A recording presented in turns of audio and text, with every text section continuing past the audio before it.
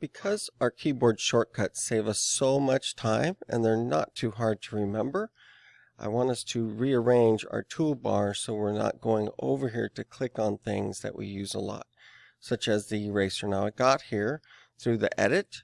You simply click on the three little dots that are at the bottom of the toolbar, and that will allow us to then remove the eraser, and it does let you put them wherever you want them, so that's up to you.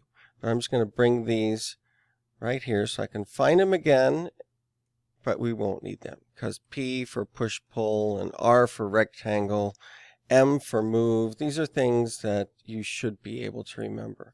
The rotate we do infrequently, so having it over here and remembering Q are both ways of getting to that particular function. The scale we're going to use, again, doesn't matter really where you put these. B for bucket in order to put materials on there.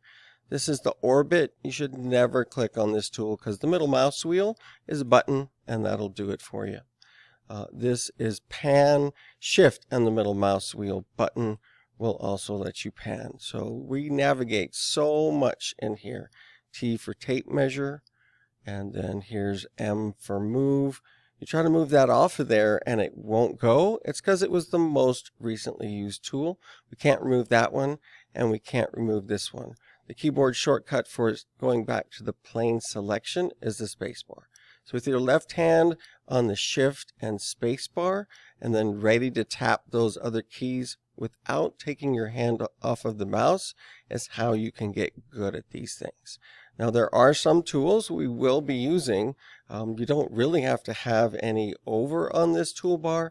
For me, if I'm going to, I know I like the polygon when we get to doing our own fun 3D models. Use that a lot. The offset tool is another one. It has a shortcut, so you can remember F for offset.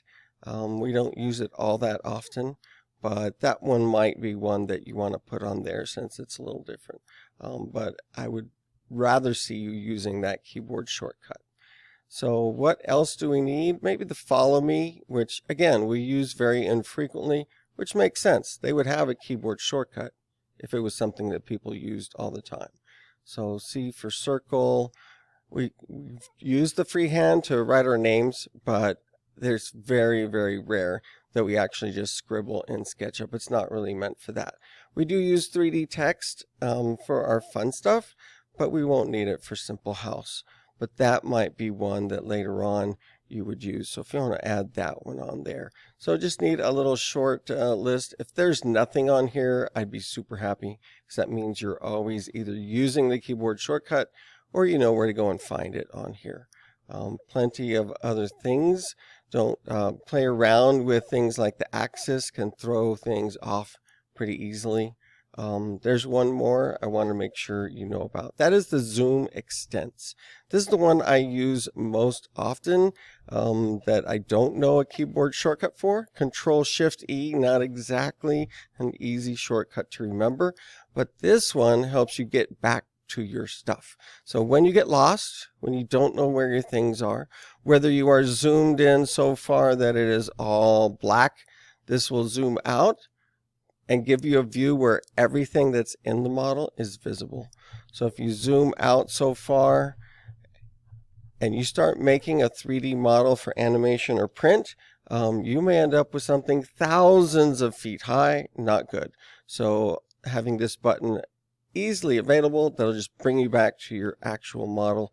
Again, super helpful. So make sure that you are not going over here and clicking on anything unless it's one of these. And again, we're not going to use them very often in our first project.